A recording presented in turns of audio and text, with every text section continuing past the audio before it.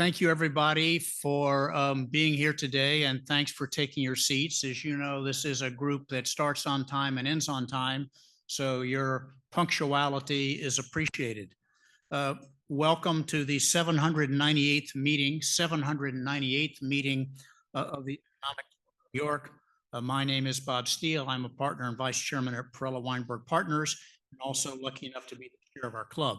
It's great to have us all together today for what I'm excited about and will be, I'm sure, an amazingly topical discussion.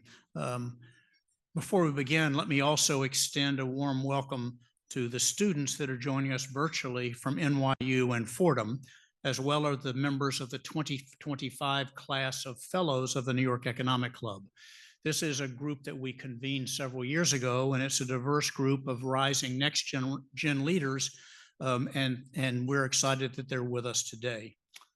As all of you know, the New York Economic Club is really a important organization as the leading nonpartisan platform in the country for discussion on economic, social, and political matters. For more than 100 years, the Economic Club of New York has been a platform, we hope, for thought leadership and dialogue. That's our goal. Today is especially timely and, as I suggested, important, and we're really, really lucky to have with us today a distinguished guest, Austan Goolsbee.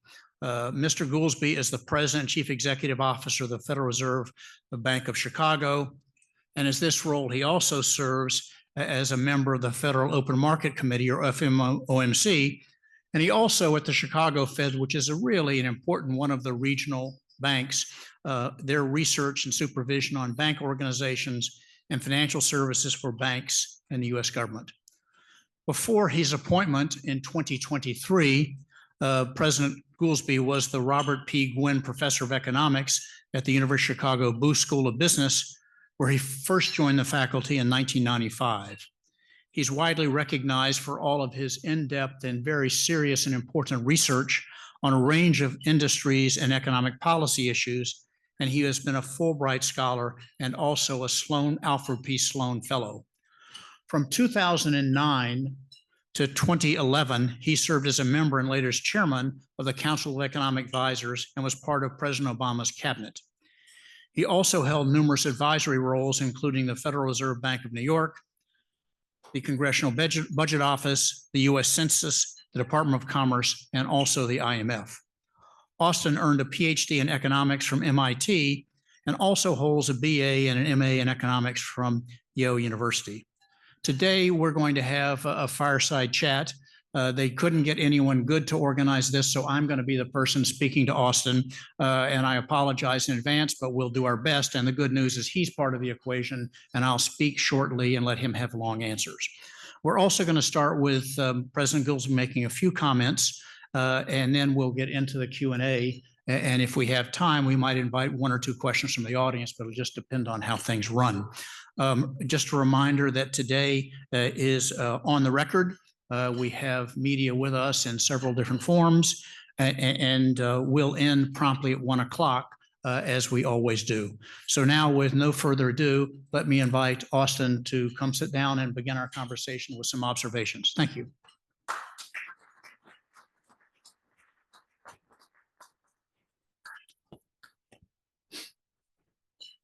Thank you for having me, Bob. It's great to see you again. It's great to be back with the New York Economic Club. You can be forgiven if you're checking your phone, you know, what's happening while I'm speaking. I wanted to just say a couple of words up top rather than write. I've been rewriting. It feels like every 20 minutes. Oh, I have to cross that one out, you know, to go to the next. Let me just make 4 quick points and let's get into some Q&A and hopefully we have some time for the audience too. Number one, the Fed timetable is not the stock market timetable. And let's always remember that. Stock market is not the economy. We do look at it. I know it's sacrilege to come here and say that, but our goal is to find the through line when you're the central bank, not jump to conclusions. Just take the hard data, take the soft data, figure out standard of evidence high, time pressure relatively low, The market feels like it's the opposite. It's jumped to conclusions before anyone else has gotten to the conclusion. And in a way that moves us, as I describe it, the market is kind of like, and the consumer is like, and the Fed's job in that environment is to be the one to say, please remain seated with your seatbelt fastened until the pilot indicates it is time to move about the cabin. And we have come to a complete stop. And that topper, philosophical topper, let's call it, leads to point two. The hard data looks pretty good, has been improving from a period of way too high inflation and a bizarre job market that was overly heated like none we had seen before. Supply disruptions, the whole bit. Everyone remembers that. We moved to what looked like stable, full employment, inflation trending down on path to 2%. And I said through 2024, that's what I would want to see for me to think that rates can start going down. And we started to see it. And more than started to see it, the unemployment rate, which had been getting worse for a year from a super low level, did stop deteriorating. It has kind of hovered around 4%. As I say, full employment.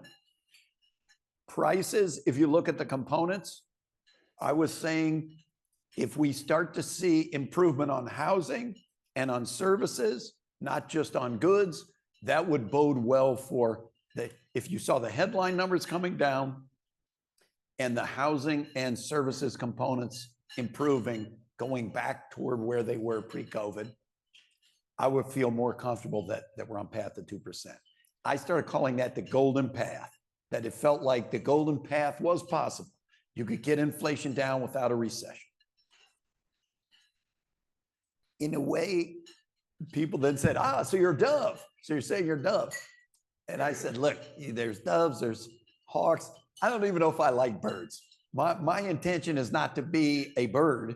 It is to be one of the data dogs that the first rule of the data dogs, as I phrase it, is there's a time for walking and there's a time for sniffing.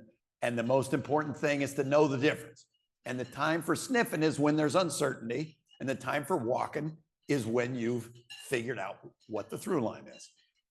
Fast forward to this moment. Now we come in with the hard data still pretty solid, but only observable with a lag. And we have proposals of biggest tariffs in 100 years. Plus, backed up to a pause at a level which is about the highest in 100 years.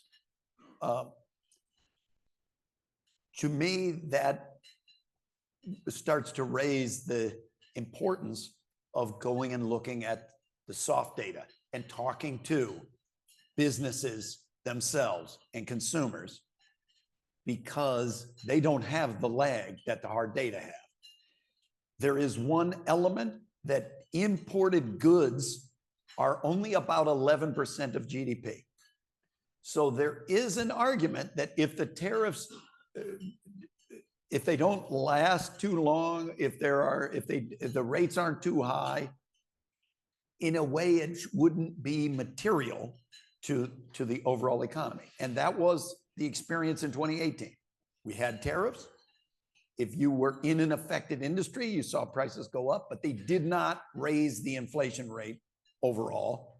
And in a way, in a macro sense, you could look through them. So in the hard data, what would you be afraid of? How would tariffs jump out of their 11% lane?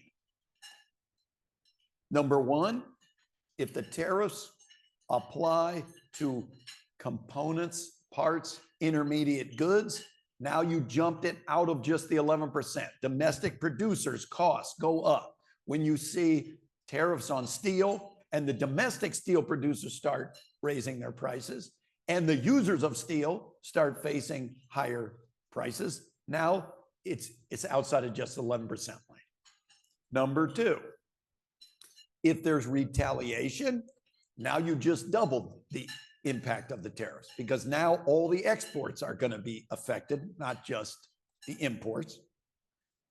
And then number three, if people start freaking out, the freak out channel is a well-recognized negative impact of any policy. So we start talking to executives. Are they front running and trying to preemptively buy a whole bunch of parts and components to stick them in a warehouse, in which case you might have a real drop off in activity when the actual policy event happens? Are consumers changing their behavior in anticipation of a deteriorating economy? Say, I need to build up a little safety net here for myself rather than spend at those levels. So that's turned us to thinking about the soft data and are people freaking out? Is the uncertainty slowing down their investment? And I got to tell you, with the 7th district is the most manufacturing intensive of all the Fed districts, and we're by far the most automobile industry intensive of the districts. There's a lot of anxiety. I don't need to tell you that. If you go ask them, there's a fundamental fear that we might be on the edge of going back to conditions like 2021 or 2022, where inflation's raging out of control and costs are on everyone's mind, and they don't want to go back to that. And then there are some even saying, maybe this is going to take us back to the 2020 kind of experience with supply disruptions and we can't get components. And that lasted far longer than it was supposed to. Okay, there is an argument that comes out of the soft data that it is on people's mind, at least uncertainty bordering on actual fear that is coming from all the things that they're reading in the paper and all the things that they're seeing. And that brings to the final point that I would make is, well, so what does that mean? How the Fed should react? And the problem is that's not, a tariff is like a negative supply shock. That's a stagflationary shock, which is to say it makes both sides of the Fed's dual mandate worse at the same time. Prices are going up while jobs are being lost and growth is coming down. And there is not a generic playbook for how the central bank should respond to a stagflationary shock. It's not like a regular demand shock in the business cycle where it's like, if you're overheating, you tighten. If you're cooling down, you loosen. Here, there's one school of thought that says, if you start to see a recession coming, you should lower the rates. Yes. If you see prices rising and the inflation rate going up, you should raise the rates. Yes.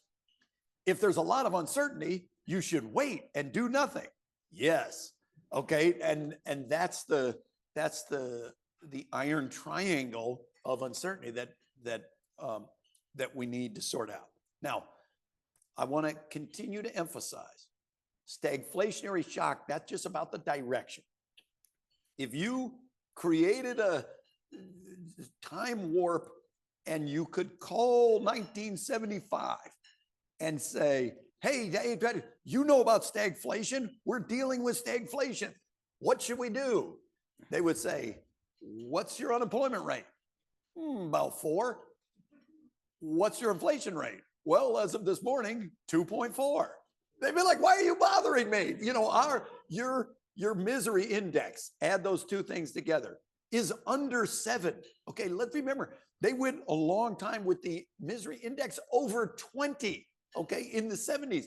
Unemployment in the 7s, inflation in the 13s. That's what stagflation looks like.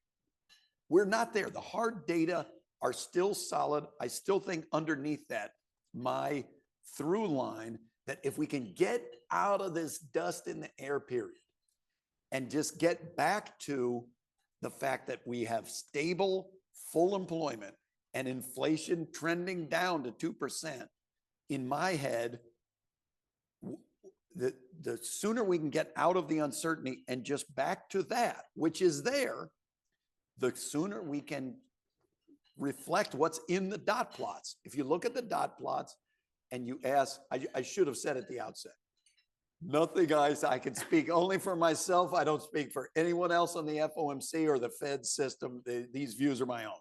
You go, whew, great relief, by my colleagues.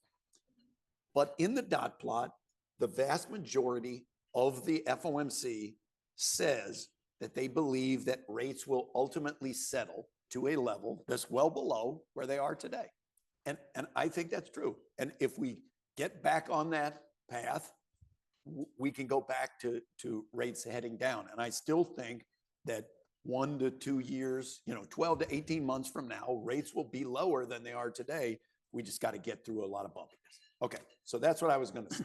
Perfect. Well, listen, very well organized and appreciated. Let me, we'll stay at the top of these 4 issues for a few minutes, then we'll go into policy things.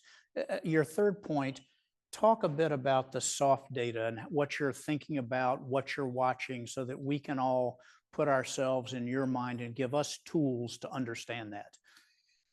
Okay, I like this question. I like ahead of time saying, here are the markers that let's be watching to determine which of these is right. So it's not the reason to care about how the stock market reacts, for example, is not that the stock market is the economy and we want the stock market to go up or not down. It's that we care about the real economy. I know these channels. What should make me nervous? What makes me nervous is when tariffs, as to take an example, jump out of their 11% lane. And one of the biggest ways that it jumps out of the 11% lane is if it affects what I call the freak out channel. Maybe that's an overstatement. I'm not conveying that it's irrational, but if it affects business and consumer sentiment enough that it changes their behavior, then it's relevant. So in the soft data, we have the 37 different roundtables throughout the year where we're constantly talking to businesses throughout the district.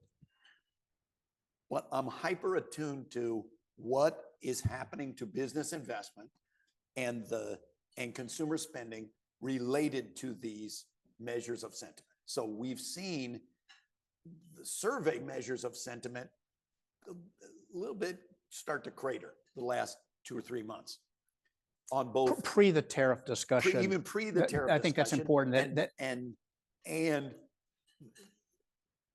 it's still, at least I think, motivated some with discussions about tariffs, but pre the proposals. So we'll still have to see what comes in the next month. But some concerns of business sentiment slipping and soft data. If you talk to business people and they say, we're putting a pause on capital investment for 6 months until we figure out what happens, that is a disturbing indicator about how the economy's going to be doing as the data come in. When you get GDP now kind of estimates that in some sense are predicting recession, it can feed on itself. That sentiment, they get a couple of indicators and then sentiment goes down, and then low sentiment leads to less investment. So that's one space of the soft data that I think is relatively important. And then the second, in a way, seems more esoteric, but really goes to the heart of the matter. If you see in the market-based inflation expectations data, long run, which is what do people think the inflation rate is going to be 5 years from now? That's extremely important. As you know, Paul Volcker himself was my mentor and he's a personal hero of mine. I worked with him through the financial crisis, 2008, 2009, 2010. The Volcker episode was as painful as it was because you didn't just have to slay the inflation dragon. You also had to slay the inflation expectations dragon. That everybody said, we think 5 years from now, inflation is still going to be 10%. So when they came down to do their wage negotiations, they're not going to take a 4% wage increase because they're going to be like, I think prices are going to go up 10% a year from now till then. And that spiral is very difficult to break. If you started to see long run market-based inflation expectations going up, that is, in a way, that's a softer data point, but it's an extremely important data point. I don't think that, in a way, that's the Fed's solemn promise. A 2% target is a covenant, is a vow that the central bank gives to the world. And it allows what happened this time, that look out the window, CPI inflation was almost double digits. But in the expectations, people, when they asked, what do you think the inflation rate will be 5 years from now? They said, I think it'll be about 2%.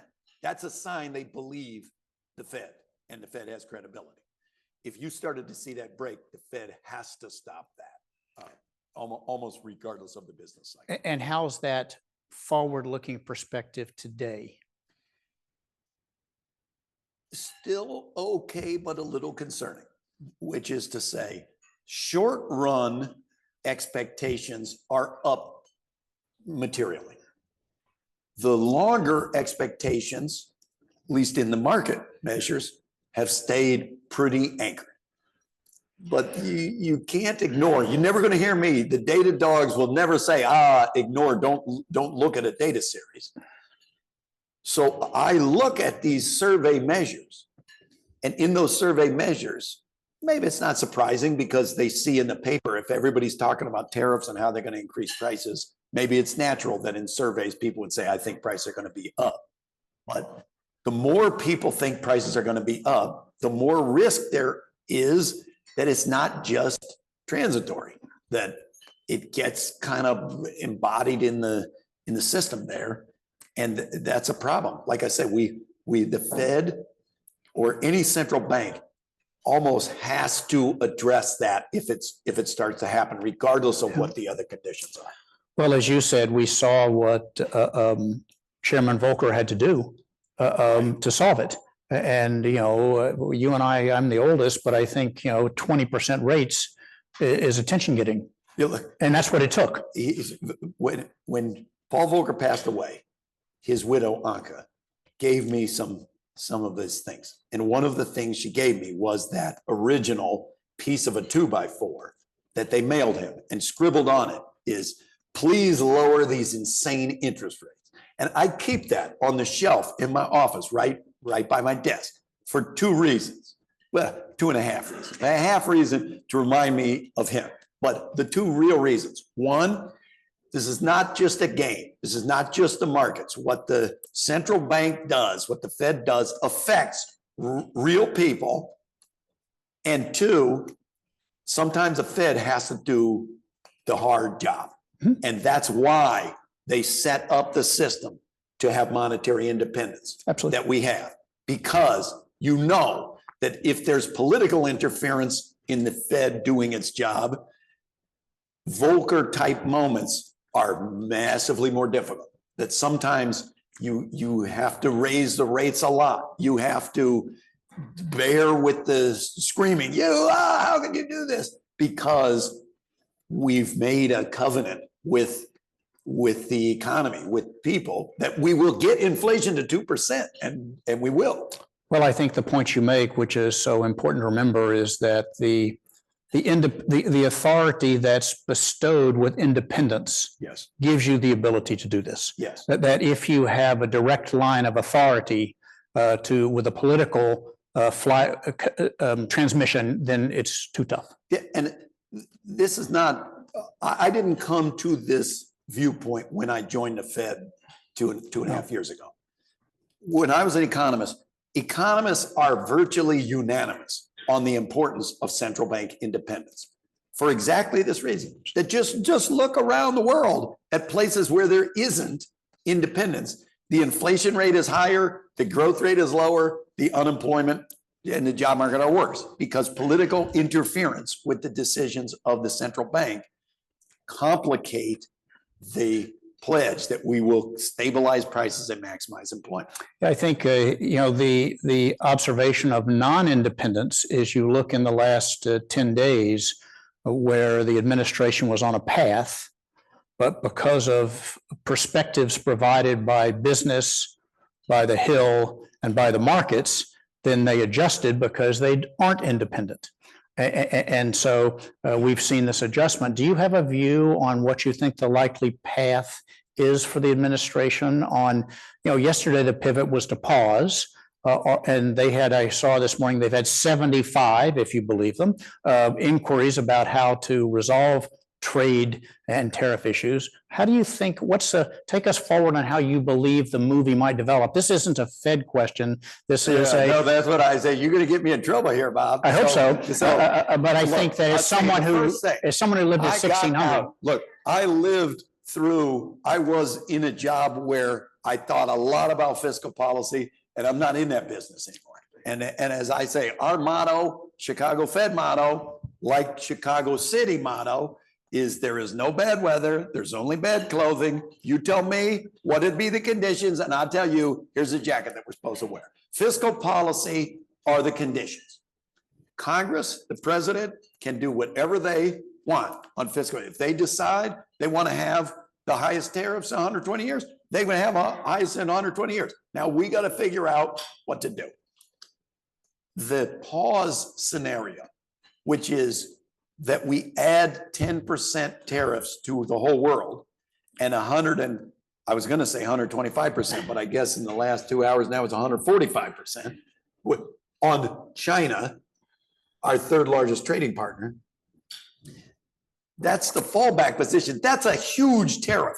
Okay, we should not, in our scenarios in the run-up, 10% on the whole world and something materially higher, let's call it 25% just on China. That was our mega size case. That's in a way become the new floor. My view is that, as Volcker used to say all the time, 2008, 2009, 2010, when the crisis comes, the only asset that you actually have is your credibility. And so he's fiercely protective. Don't change the policy with this week, next week, the week after, because then people don't know. They just pull back and pause.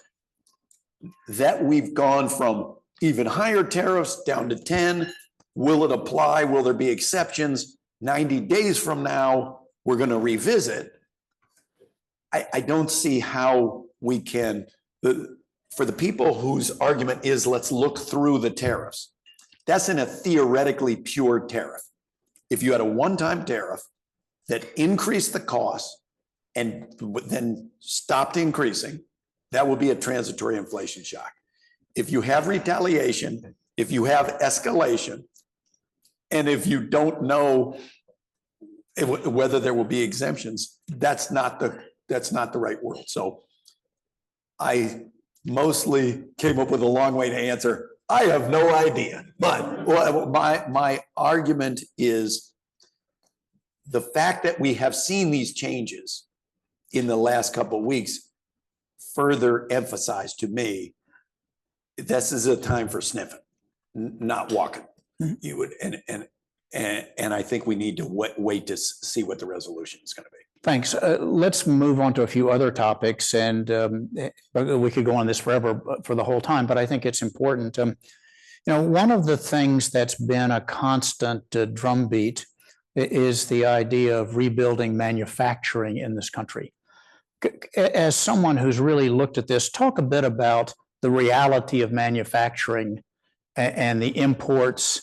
And sometimes I didn't say I wasn't going to do this, but I'm going to a little bit. I'm not sure manufacturing onshoring is really the holy grail of things, but talk a bit about how you think about labor force and manufacturing. And we had a speaker at the club earlier in the week who pointed out that the average manufacturing job is about $25 or $27 now. But if someone's starting as an electrician, it's $150 an hour. And are we kind of thinking about, but comment a bit about how you think about labor force and things like that. There's a lot of deep issues in this question, as you know, and that's why I like it. I would say, I already told you, 7th district, we're the most manufacturing intensive of the whole Fed system in the economy. So manufacturing is still quite important in our regional economy and for the nation. That said, the basic dynamic that any economist would tell you is there's productivity growth over time, especially in manufacturing. So the cost of manufactured goods goes down and down over time. And as the price of TVs gets cut in half, you don't necessarily buy 2 TVs. You know, as a price of the real price of cars goes down with productivity, you don't start driving 2 cars. And so a greater and greater share of people's budgets over time has shifted to services, and that dominates the US economy. The share of employment that is manufacturing has gone down somewhat steadily over time. And that's not true just in the US, that's true almost everywhere. Yep. The richer you get, the more services dominate the economy. That said, there's still a lot of manufacturing in the United States. We're still a leading manufacturer, and a lot of they tend to be higher skill, higher tech manufacturing. And the supply chain is far more intricate and interconnected for that kind of manufacturing than the traditional, hey, we're making bread, we need flour, we need an oven, you know, we have salt, yeast, water, boom, bread loaf. You got these shipping back and forth, it's one form and now it's a component in a different one.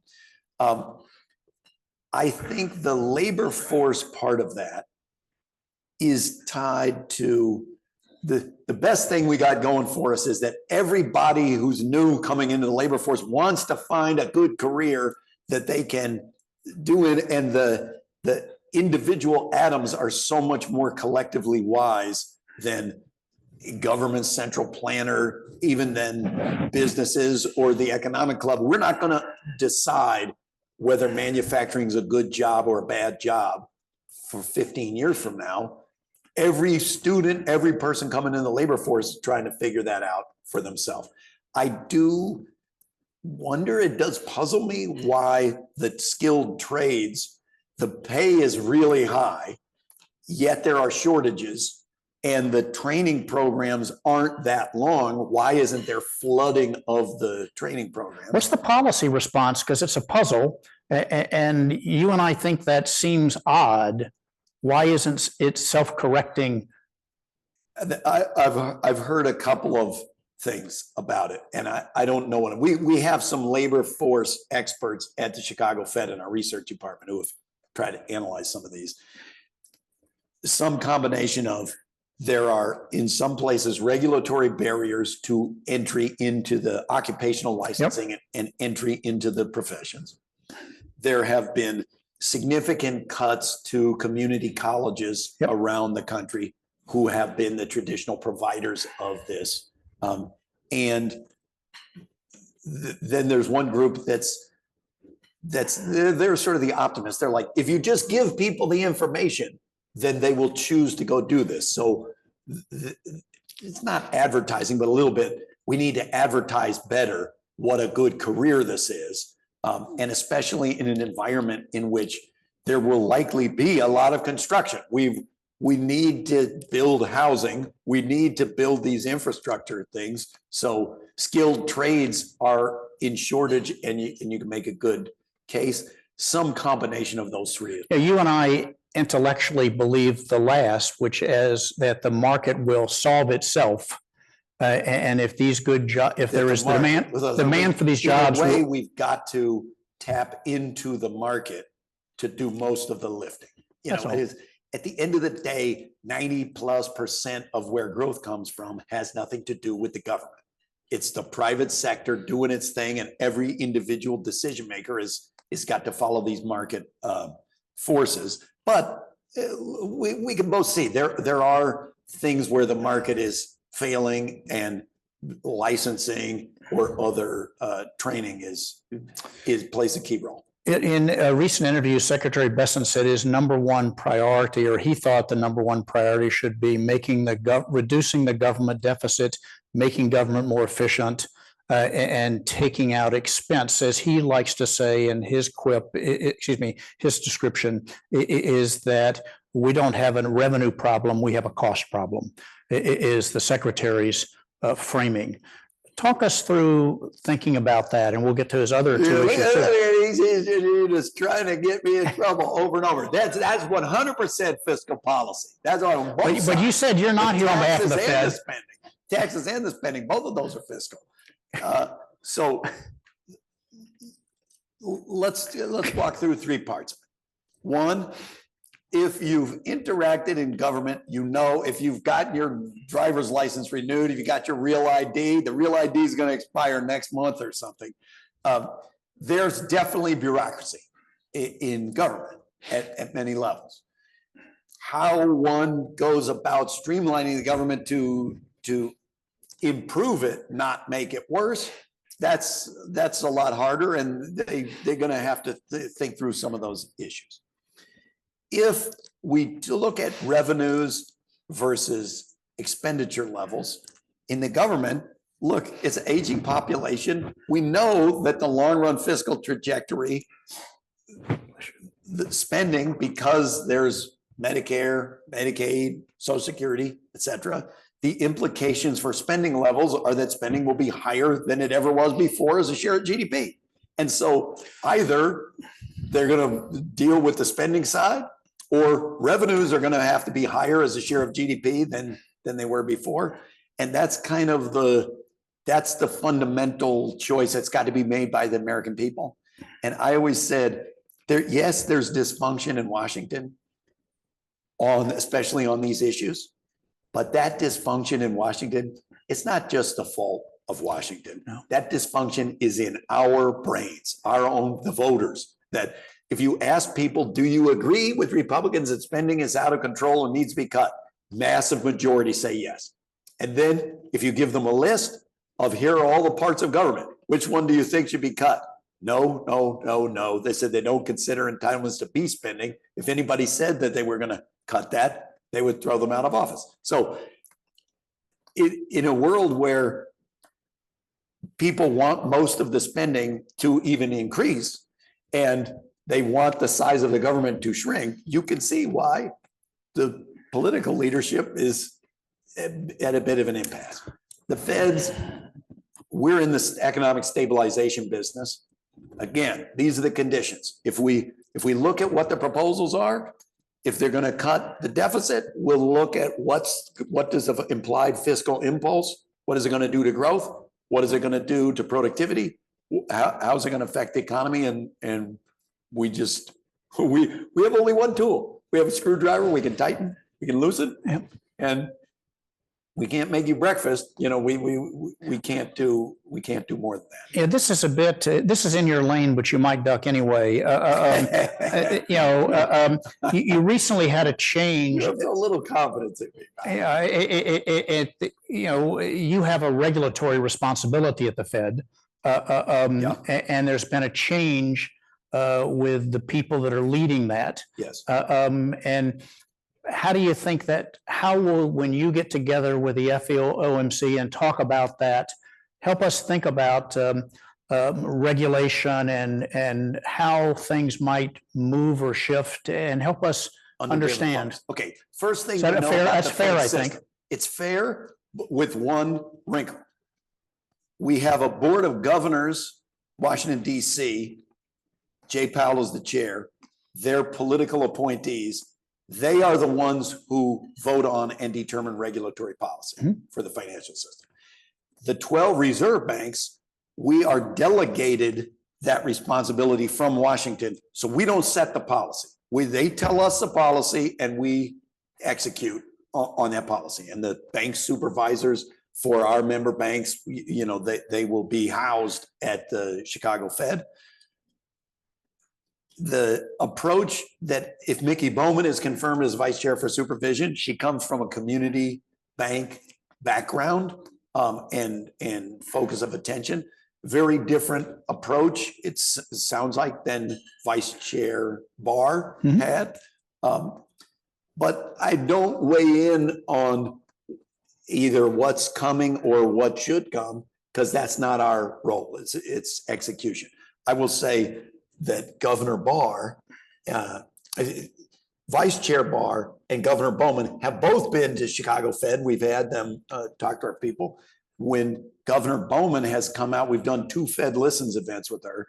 She is very in touch with ordinary banks and businesses and is out. She's kind of in the style of a reserve bank in a way that has not always been true of governors.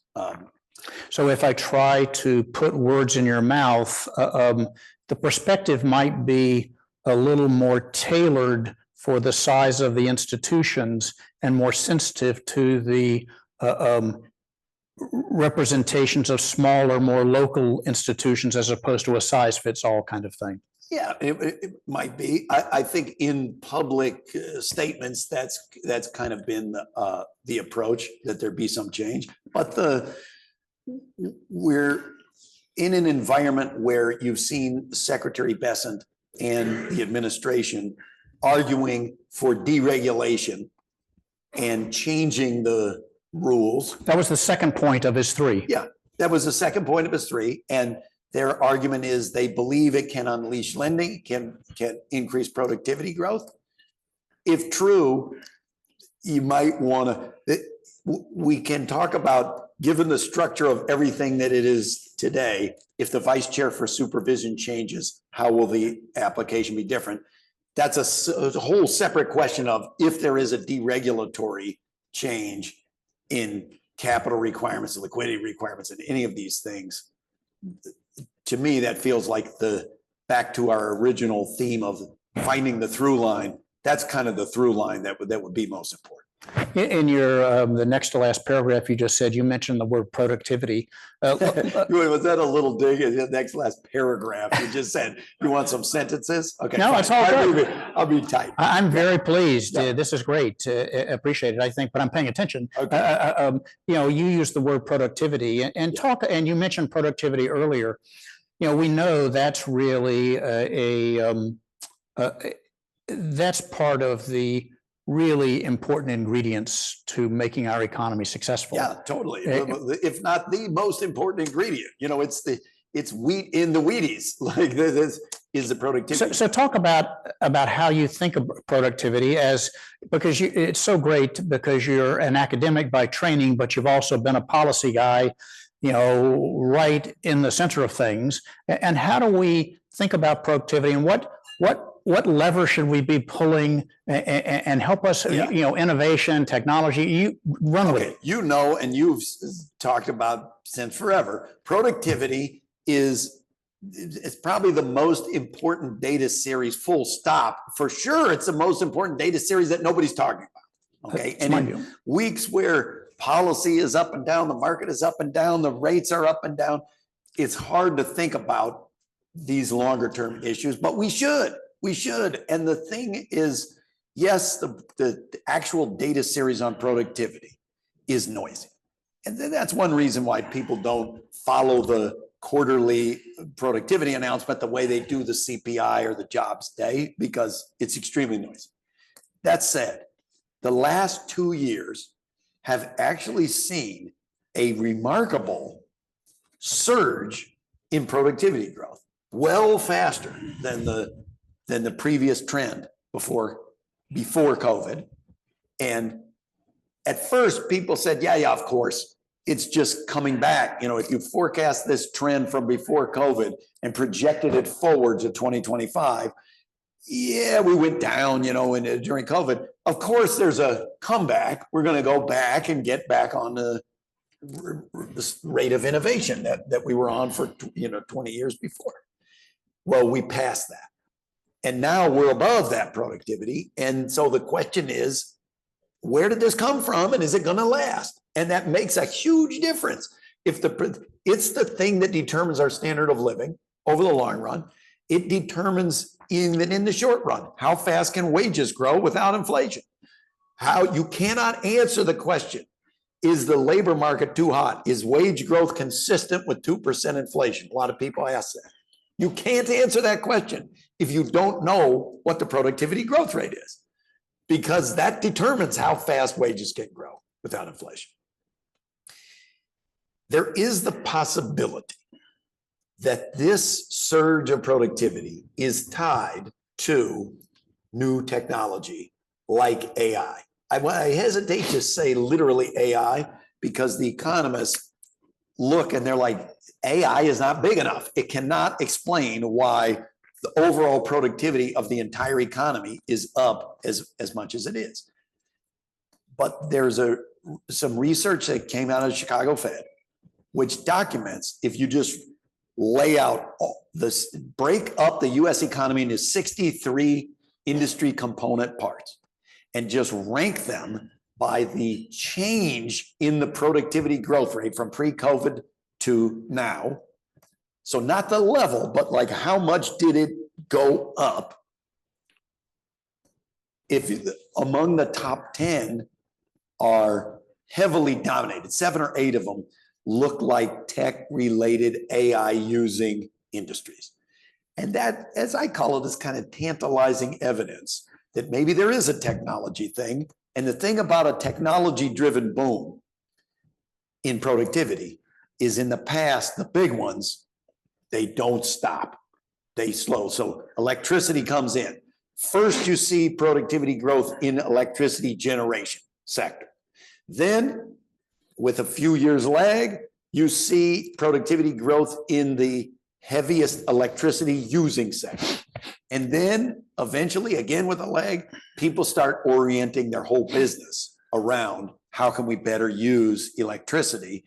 And then you get productivity growth in service sector in a bunch of those. Same happened with computers, same happened with telephones. If that happens, it'd be wonderful. We'd still have to think through distributional implications. Will it make accountants obsolete? And so now the accountant's got to go find a new job. But at the same time, that's what made us the richest country in the world. And that's what, if we got this productivity growth, it would be a blessing. And we've at least had a surge for 2 years. There's a cautionary tale from the 90s. There's a lovely tale from the mid to late 90s and a cautionary tale. The lovely tale is that was an amazing time. That was the highest satisfaction with the economy. Wage growth was really robust. Growth was really robust. It didn't generate inflation because we had a surge, boomlet. Make sure to add the let. There was a boomlet in productivity growth. The cautionary tale is don't get overly used to it. If you count on, you make all these investments counting on productivity growth going forever, and then it doesn't, even if it doesn't go down to zero, the overbuilding in anticipation of the internet growing at 30% a year forever led to a bunch of overhang, and we ended up having a recession. So you don't want to overreact to AI, but I do think there's some exciting possibilities that are coming from this new technological wave. And you've kind of seen it. Yeah, I mean, I think to my mind, there's a technology wave, and there've been several boosters that have kept moving it. And AI is just the latest booster to file. I like that. I like that. Help yourself. Of the boosters. Still, I'll credit you. But that is kind of I think, the same thing that the economists call general purpose technologies, that they come in waves, and then this wave spreads to more, and then they can build on it, and you got a next wave. So maybe the AI could play in that space. It's just the next booster on this arc of technology. Yeah. You know, it's access, speed, price, mobility. All these are different small boosters that just move you along that arc. And look, that in the way we talked about tariffs are a stagflationary impulse at the least to raise prices and reduce growth simultaneously. technological innovations and productivity growth is the opposite. It's what you want. It's lovely. They reduce prices, they reduce inflation while increasing growth. And we had a little bit of that in 2023 as the supply chain healed from the damages. And as Steve Leisman described it, he said, well, it turns out the people that were right were team transitory, and there was an element that dynamic that the supply chain got worse and then it would heal was true. It just took longer than we thought. Yeah, let's try to, we're running out of time. I think let's just touch on a couple of things and give you a chance to provide your wisdom on 2 or 3 topics and then get to lunch. Immigration, help us think about what's the right policy forward on that. Immigration has both demand and supply effects because the immigrants buy things and they're also workers.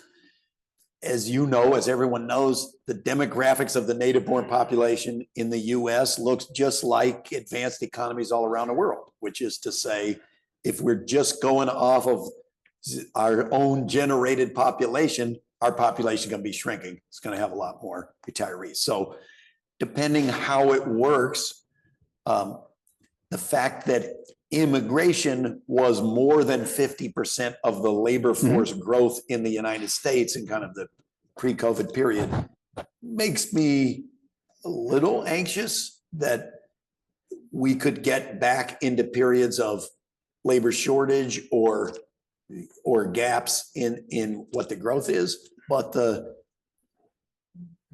main thing when there's immigration, we had more immigration than we expected. And that showed up in aggregate numbers like total payroll job growth was well higher than what we thought was sustainable. But it was because we were getting the denominator wrong. Population was actually bigger than we thought. So I've just advised everybody to look as much as you can at ratios like the unemployment rate or the hiring rate, the vacancy rate, because they are less subject to that problem. One of your missions, as you reminded us, is inflation, and a key part of inflation are energy prices.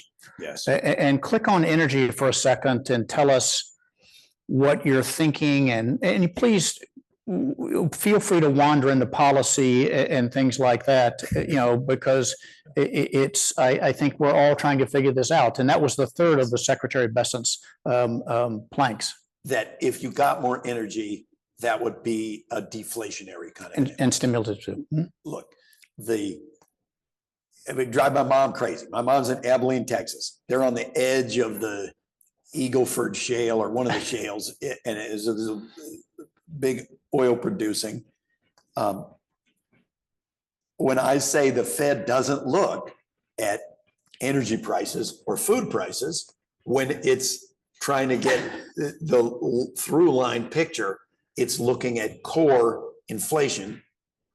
My mom is like, what do you mean you don't look at energy and food prices? That's a main thing that I have to pay money for. That's because those things are extremely variable. And so we don't think they give as clear a signal of what's the underlying. In the through line, trend line, if we are having energy innovations, which are long-term bringing down the cost of energy, I do think that's a positive supply shock. Look, we know when we've had oil shocks that drove up the price of energy, you know what happened. The real stagflations of the 70s came from that. And when we have cost shocks to energy, they have that stagflationary impulse. It's a deeper question. If you were going to move to cleaner energy sources, but they were more expensive, how should we think that through? I think those are more longer. That's not really about stabilization in the short run of balancing the dual mandate. I think of that as more, that's more like in our productivity calculation. Fundamentally, I do think in the short run, if the price of energy is going up, that's like a negative productivity shock.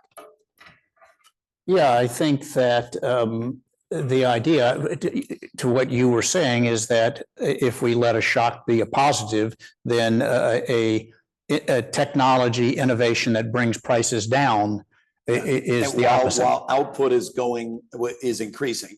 And just don't get yourself into the cat chasing its own tail problem of, if people think there's going to be a recession, then oil prices and energy prices will go down in anticipation of low demand. But that's different from It's not the a same. supply shock. One is moving along a demand curve and one is, moving the supply curve. Good. I think we're at time, and I should have said at the start, we've been friends for a long time, so this is really a treat for me just to visit. I started my career in Chicago, and we share the University of Chicago in common, and we've had lots of shared friends. So for me, it's really been a special treat to have you at the club and have the chance to visit with you. And I think everyone should just join me in saying thank you with applause for being today. Thank you, Bob. And that's why I knew he has dirt on me. You weren't going to bring it out because I was going to bring the dirt on you. So Exactly. So today, what we'll do now is say thank you to our people that have joined us online. Thank you for joining us. You can see on the back of your programs in the room, we have a good group of people coming to speak to us in the near term. I won't do the roll call, but it's great. And Barbara and her team have worked well to have a group of special guests. Thank you to our Centennial members who have provided additional capital to fund the club so that we can continue to operate for another 100 years. And so I think that's it. And those of us here in the room will have our lunch. Thank you to those who joined. And Austin, thank you again. thank you, Bob.